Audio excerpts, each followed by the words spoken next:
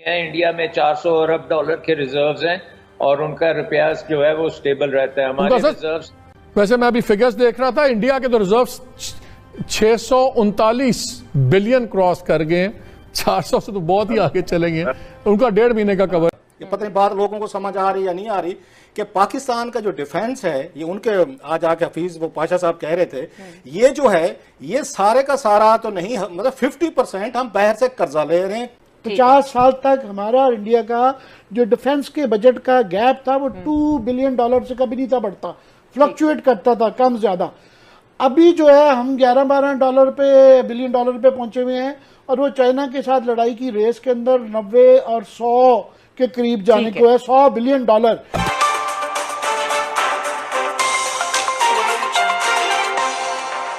क्या state bank के पास है ये लग्जरी कि रुपये को थोड़ा सा वो सहारा दे से, जैसे अगर आपके पास रिजर्व्स हों कम से कम 6 माह के, तो हालांकि इंडिया के पास 1.5 माह के हैं, लेकिन उन्होंने तो इंटरवीन किया 2-3 बारी अपनी करेंसी को। बहुत जरूरी है। इंडिया में 400 अरब डॉलर के रिजर्व्स हैं और उनका रुपया जो है वो स्टेबल रहता है। हमारे रिजर्व्स 3 महीने के हैं।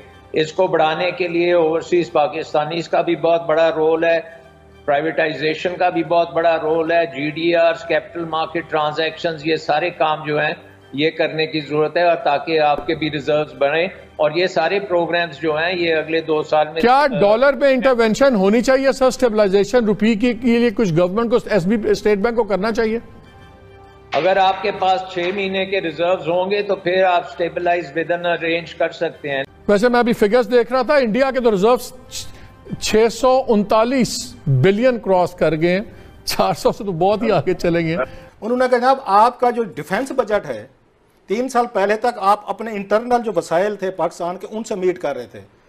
आप उन्होंने कहा जनाब आपका 45 आपके अपने हैं और वहां 55% बाहर से कर्जा लेकर डिफेंस रिक्वायरमेंट मीट हो रही हैं। जरा अंदाजा करें जरा, ये पता नहीं बात लोगों को समझ आ रही या नहीं आ रही कि पाकिस्तान का जो डिफेंस है, ये उनके आज आके हफीज वो पाशा साहब कह रहे थे, ये जो है ये सारे का सारा तो नहीं, मतलब 50% हम बाहर से कर्जा ले रहे हैं। कर्जे लेके या तो हम तनख्वाहें दे रहे हैं आके अपनी फौज को, या पेंशन के पैसे दे रहे हैं, या जो हमने कुछ आके खरीदारी करनी है वो कर। जिस मुल्क का दिफा अगर आगे 45 या 50% जो है लोन पे चल रहा हो, ये अभी 3 सालों की बात बता रहे हैं। एक और बात उन्होंने की, उन्होंने कहा आपने बैठ के टैक्स एग्जम्पशन दिए हैं जो बड़े बड़े लाडलों को, जिसकी बात आमिर भी कहते रहते हैं, आपने 1500 अरब पैसे ज्यादा, 2 ट्रिलियन आपने 1500 बिलियन से ज्यादा बड़े बड़े लोगों को, जो आपके दोस्त थे, डोनर थे, जो आपके यहाँ फाइनेंशियर थे, उनको 1500 बिलियन रुपीस की उन्होंने कहा आपने टैक्स उनको एग्जम्पशन। हमारा इन्होंने आके लहू नचोड़ लिया है, अवाम की खालें उतार ली है, पेट्रोल, डीजल, गैस, बिजली,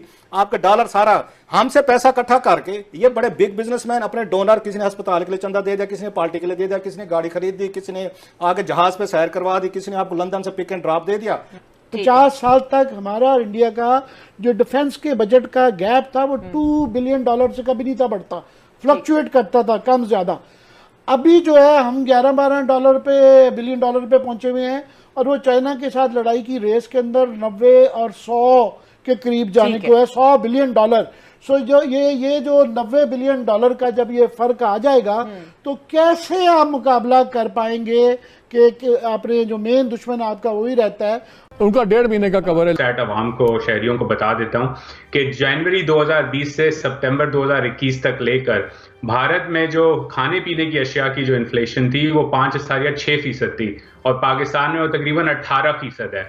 तो इसका डॉलर, एनर्जी सेक्टर या और चीज़ों से, बाहर की चीज़ों से ताल्लुक नहीं है, इसका आपके ज़राअत के शोबे के अंदर जो बहरान है उससे ताल्लुक है। अब आ जाते हैं डॉलर, उन्होंने डिप्रिशिएट होने दिया।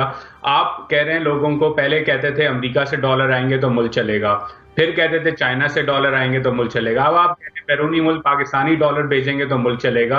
देखें, पाकिस्तान के हुकूमत को या उसकी एलीट को ये फैसला करना होगा कि क्या उन्होंने मुल्क खुद चलाना है या दूसरों के डॉलर या दूसरों की एड या दूसरों की असिस्टेंस से चलाना है।